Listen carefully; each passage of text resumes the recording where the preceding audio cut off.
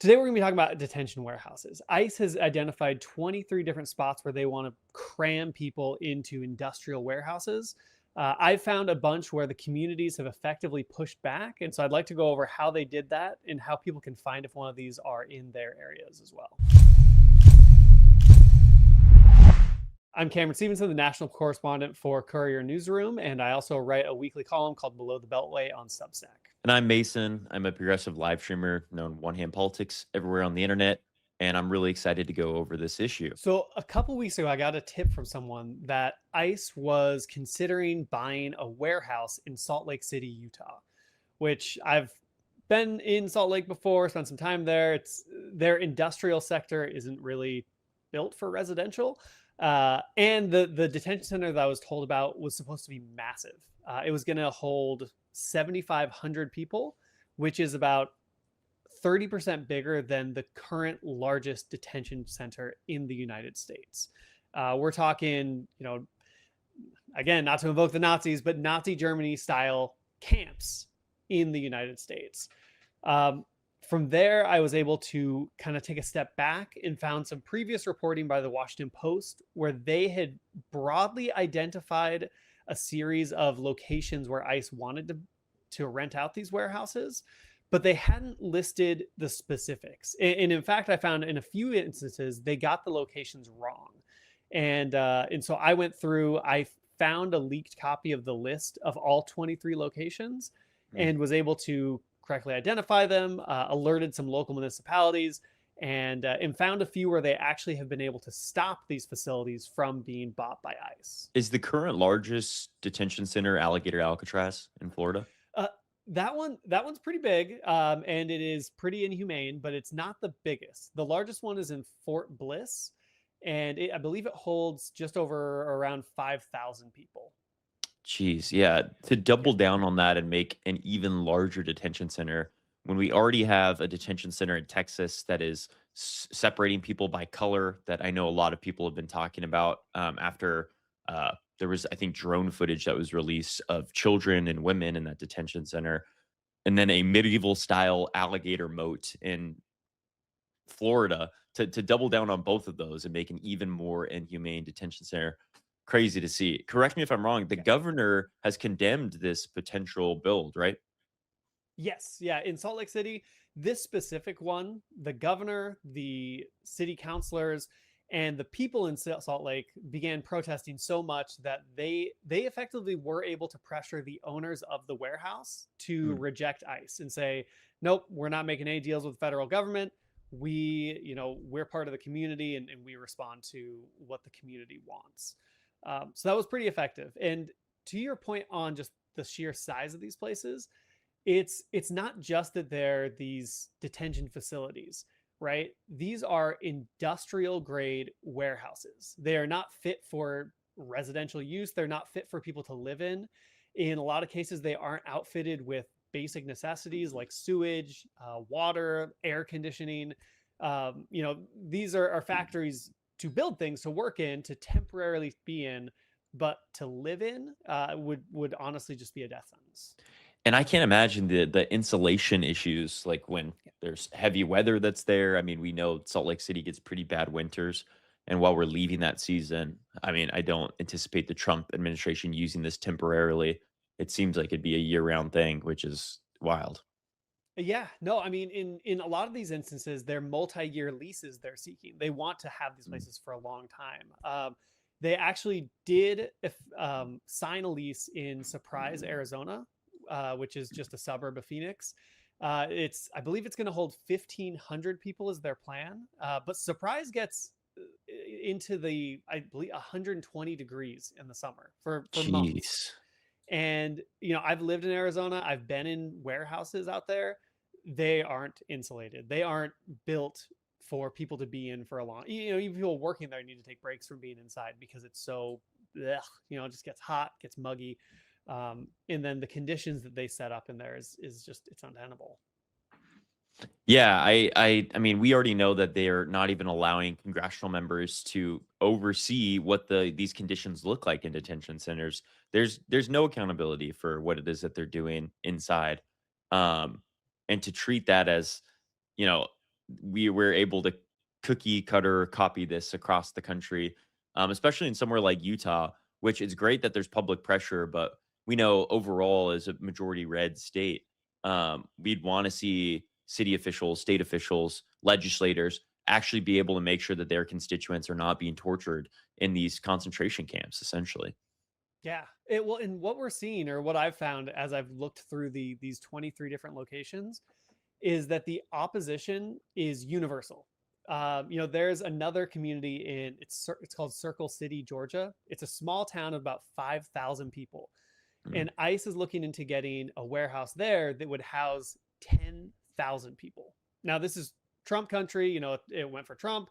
They are, in concept supportive of his anti-immigration efforts, but I guess it's more of a NIMBY style thing where they just don't want it in their backyard. The mayor there has said this will triple our population, and if you say it's the worst of the worst criminals, which it's not, but that's what they believe because the Trump administration says so, we don't want this prison built here. We don't have, like, there's not enough water for everyone. There's not enough yeah. sewage services. Like, this will be inhumane. There's nothing we can do about it. And so the Republicans there are working with their Democratic Senator, John Ossoff, to stop this facility from going into place.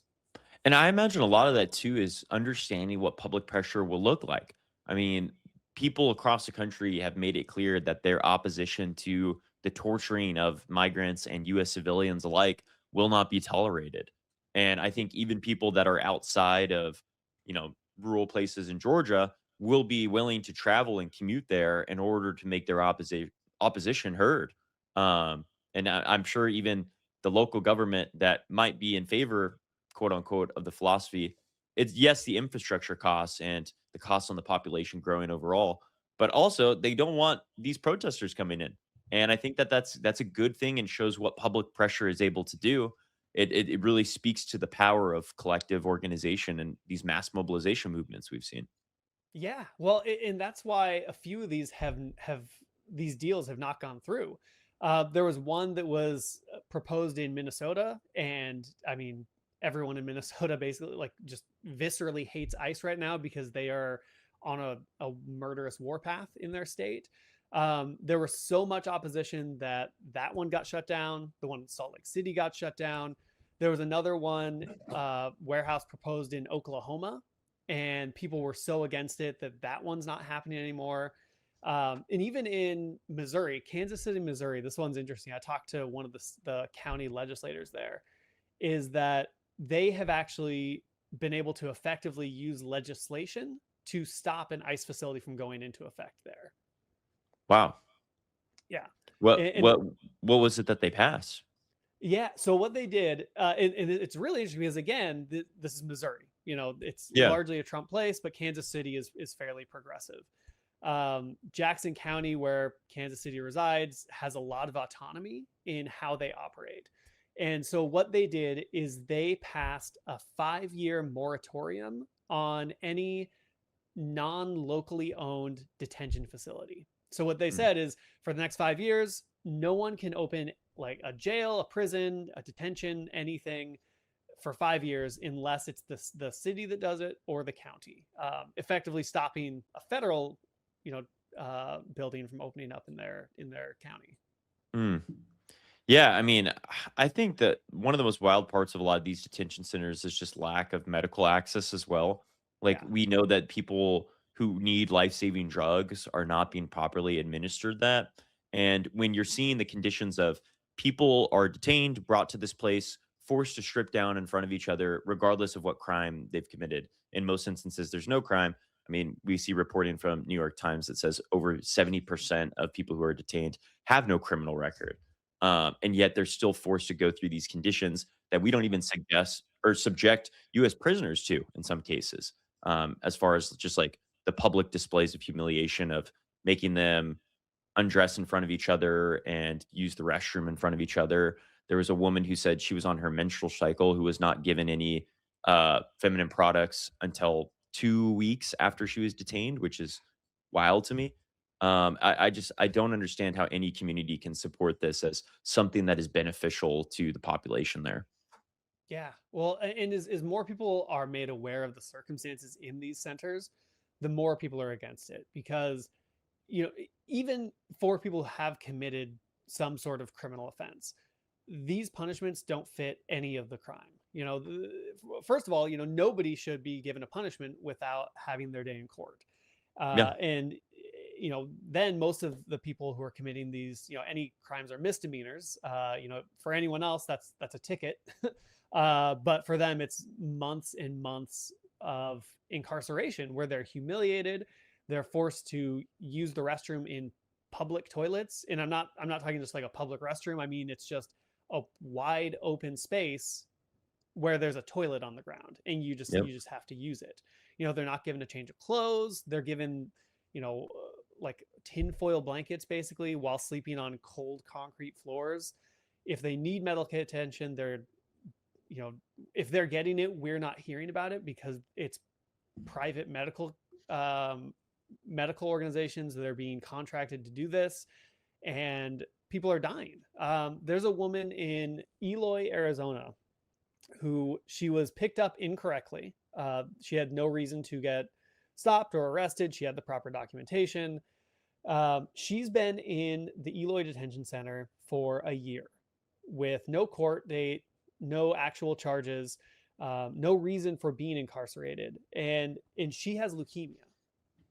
And Mm.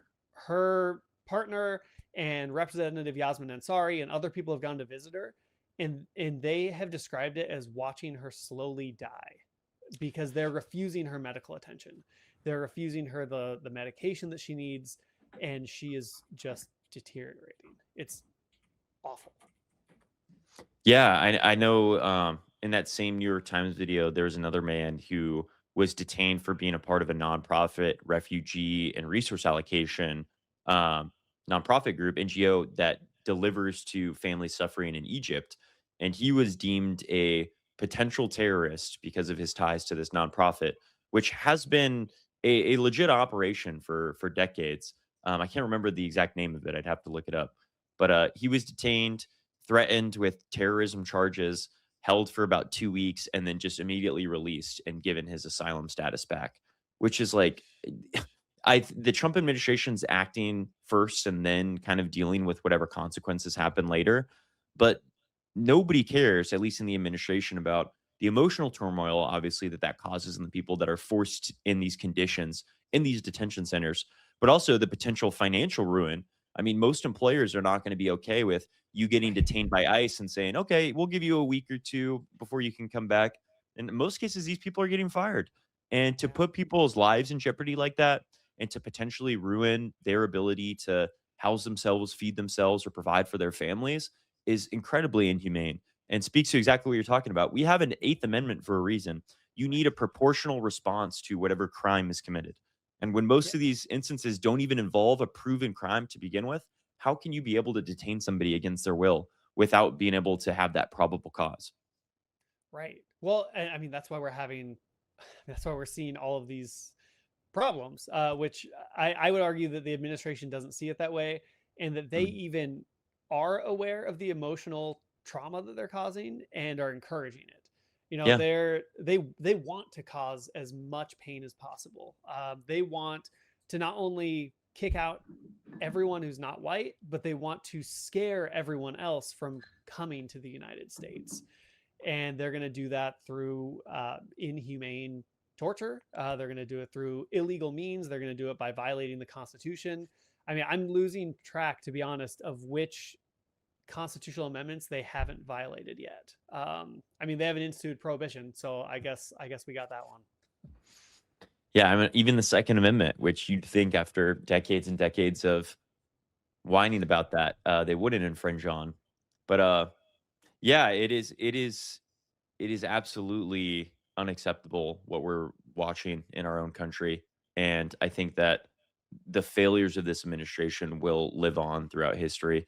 And even Donald Trump said, when he first came in, this is the era of retribution. So I think a lot of the extreme conditions that they are subjecting people to is also trying to rub in the face those who have advocated for more asylum status or an easier pathway to citizenship for a lot of these migrants. it really is retributive. That's why their social media ads are all of these highlights of torturing families and ripping them from their homes and people in clear emotional distress that they are parading in front of the audience that finally feels like they're seen, even though this does not help them materially in any way and is really just a culture war issue for people who have been so fear monger to that immigrants are the problem for their own economic disparity. It's disgusting. Yeah. Well, and that's why it's so important that transparency is brought into this, because it's one thing to be fed a lie that immigrants are taking everything, but it's another thing to see the reality that your friends and neighbors are getting picked up and abducted by masked federal agents. And that's why it's so important that people actually get out and voice their opposition. We still have that right. And in the instance of these warehouses, people have been able to effectively stop it. In Salt Lake, again, there were only I would say less than 100 people outside protesting at that warehouse. But Mm, they knew what to do. They were there, they were loud, they called their local media affiliates, they got in the news, turned it into a big enough story that the person who owns that warehouse didn't see the advantage. They said, well, this is a lot of money because ICE is giving insane amounts of money for these warehouses, but mhm, it's not worth be going against my community. With Mania Karba, he's the county legislator in Kansas City. When he got word the ICE was touring the facility in his county, he just drove out there by himself. And when the ICE agents were there, he was immediately harassed by them. He was personally afraid that they were just going to arrest him, abduct him, and throw him in, throw him in a facility. mm. And so what he did was, it was really cool, because in the video that's online, it blew up, and I think that's one of the reasons why he was able to effectively make so much change. But he stayed in his truck, and he actually called all the local news outlets and was like, hey, I'm here, ICE is harassing me, they want to turn this warehouse into a concentration camp.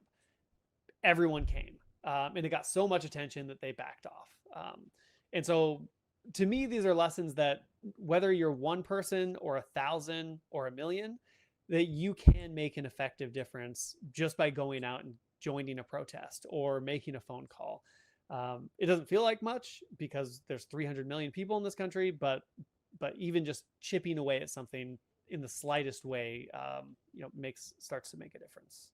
Oh, without a doubt, and I think that the only way that people feel more comfortable going to these demonstrations is to have other loved ones that share their participation, and it can be really scary, and that's why there's a lot of, federal tactics to show the force that the state is using against protesters to dissuade more people from getting out in the street, but there's always a place where you can find, a community that is willing to protect you, and in most cases, there isn't a lot of retaliation. I mean, I just went to the general strike on Friday here in Los Angeles, and there were tens of thousands of people where there was no violence from law enforcement. There was just too many of us. And I think that's the important thing to emphasize as well is the more people that are in the street, the less likely there will be retaliation from local law enforcement Yeah. or federal agents because you just cannot control that many people. It really is such a strength in numbers strategy. Yeah. I saw a crazy poll. I don't know if you saw this one too. This is a poll from YouGov that says, "Would you support or oppose abolishing ICE?" And for the strongly support, 8% of Republicans are strongly support, which blew my mind kind of because we think of it Wow. as this like monolith, but there's 8% of Republicans out there who I guess are true to their word of limited government and don't want to see federal agents killing people in the street, and are in favor of abolishing ICE completely. This is not reform. Um, I don't know it what's is more wild. surprising, that that number is so small, or that many people are willing to break with the Trump administration and say that they want to abolish ICE. 100%. I But mean, I'll take it. the biggest percentage for sure is strongly opposed, but even if you add up somewhat oppose, somewhat support, and strongly support, that's a substantial number. That's a big part of the Republican Party that's at least questioning their undying allegiance to a terror military group. And Yeah. it's good to see that. I mean, I know a lot of people are like, how can we, you know, get rid of the brainwashing of a large section of this country? And I think we're starting to see that. I mean, the callousness of the Trump administration is doing that themselves. They are turning people away. Right. Well, and honestly, this is the same thing we saw during the first Trump administration, where for whatever reason, you know, people bought into the lies of a known liar, and he was able to wiggle that straddle that line enough to win his election, and then he immediately showed us that he is who he says he is and was very unpopular. And that's happening again. People said, oh, he's not going to send the military into the US cities. He's not going to initiate Project 2025. He's not going to do tariffs.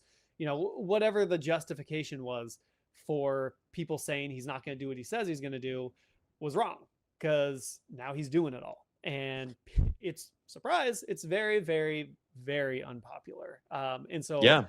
even just that 8% of strongly oppose is a huge shift in just the mentality of, what used to be or is generally seen as a monolith, like you said.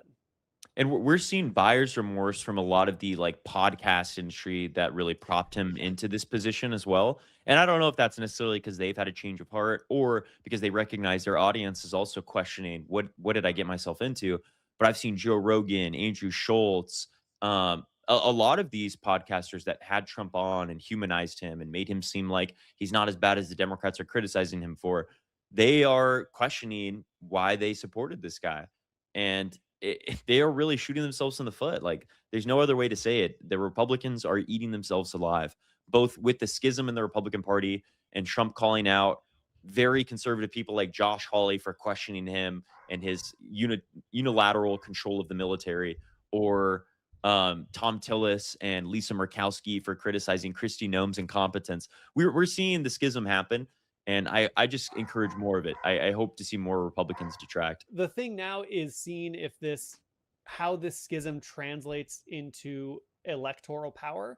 We're seeing it in the streets as more and more people are protesting, continuous protests over the past year, both long-term planned ones like 5051 and No Kings movement, and then short immediate ones like the general strike the other day, which a general strike, personally, I would have thought would be an unheard of thing even a year ago. I remember talking to someone at the first 5051 protest, and they were advocating for a general strike, and I was like, that would be a very effective way for things to make a difference, but I don't see it happening. And now here we are. How many thousands of people in LA and how many tens of thousands of people across the country participated in the strike? It's pretty incredible. Yeah, a lot of people talk about, the risks that are attached, and there's a lot of risks. I mean, a lot of these businesses that are participating work on the margins. One day taking off work can be really detrimental to their long-term sustainability. But we're seeing the community come together with building mutual aid funds for those that participate in strikes. We're seeing voucher programs. I know that they started that in some areas of Minneapolis where they're operating through a voucher system. So only those that are striking are able to participate in these businesses, which is incredible. And I think that the ingenuity and the adaptability of a lot of these communities to make sure that they are in solidarity with each other is the only way that we are going to get through this. A lot of people also just talk about the benefit of identifying which businesses are going to protect their community versus which ones don't really care. And I think even if you're operating from a business mindset, let's say you don't care about the morality of making sure that people are not ripped and kidnapped from their homes, you should care about your customer base getting potentially kidnapped and sent away to God knows where, because you're losing a potential customer. Your employees could be at risk. It really is ruining communities. And I know businesses, aren't as community oriented as they are profit oriented. But even then, from a profit incentive, you should want to maximize your customer base. And part of that is ensuring that we don't have secret police that are infiltrating people's homes. It's wild. Right. Well, I mean, I guess it's that 1% mentality again, where 1% of the business community is getting these insane multi-million dollar contracts from the Trump administration, to open up detention centers, to, do all sorts of things. They're getting these, no bid contracts. The place in Arizona, they bought that warehouse for 70 million.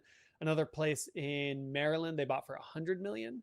A couple guys are getting that money, but then the other 99% of businesses are suffering because Yeah. they're losing employees, they're losing customers, they're losing support. And like you said, even in the most cynical, capitalistic mindset of I'm a business, I want to make money, then they should be supporting ending these sort of things. They should be supporting abolishing ICE because that is just a financially ruinous decision to abduct a third of the country and try and kick them out of the country. Yeah, I say it all the time. Being anti-freedom of movement and anti-migrant is purely a nationalist policy. This is not capitalist. This is not progressive. Progressives, it is obviously about the morality of not subjecting people to these harsh conditions. From a capitalist framework, you want to increase your labor pool in order to maximize economic growth. That's the only way that you can grow industries and economic productivity is by having more workers. That's just it's a one-to-one. So whatever frame set you have, you should be encouraging more migrants coming in. That is just something that we have the capability to do, and it's beneficial to us. There's no negative outcome. As you already said, there's no increase to crime. People who come here have less propensity to commit crimes than natural born citizens. We're not advocating to deport natural born citizens. Why do people get the luxury of being here just because they're born here? Because it's an idea, I guess. It's an idea that was established. There's really no basis on it besides I have the blood right in order to be here, which is such Right. like a medieval mentality, in my opinion. It really Yeah. is just nationalism. Yeah. Well, in that, even that safety net people have in their head of oh well, I'm a citizen, I was born here, I'm totally fine. Like if you're paying the slightest bit of attention, that should be eroding as well because citizenship isn't doesn't determine what ICE is going to do to you. Renee Good, Alex Preddy, they were white American citizens and they had no Yep. protection under this administration. The Trump administration is also trying to get rid of birthright citizenship, and I've read through the court arguments and I've been following what they're trying to argue before the Supreme Court. And essentially, what they're trying to do is make it so that citizenship is based on loyalty to the president of the United States. And so that anyone, regardless of how, if you're a fifth generation, if your family came on the Mayflower, it doesn't matter. If you are opposed to Trump, they want to revoke your citizenship. And it starts in detention centers right now saying, this small segment of the population is who we're attacking. You're all safe. And then we've seen it over the past year. That segment has been widening and widening until it's going to include everyone. Yeah, I mean, they are threatening sitting U.S. congressional members. LaMonica McIver was threatened with jail time because she was protecting the mayor from being detained by ICE when she visited a detention center to check the conditions. That's her job as a congressional woman to check that, and she's facing potential jail time. Ilhan Omar, they have been talking about denaturalizing her and deporting her. She's a sitting congresswoman. She was democratically elected by her constituents, and the Trump administration is threatening her position of power. Why? Because she's too much of a critic of the administration's policies. What type of country is it that we are allowing ourselves to operate? It is unacceptable. And again, that's why being able to speak up now while we still have the ability to is of utmost importance. And we see that it is an effective way to stop this tide from turning. It's just a matter of keeping it up.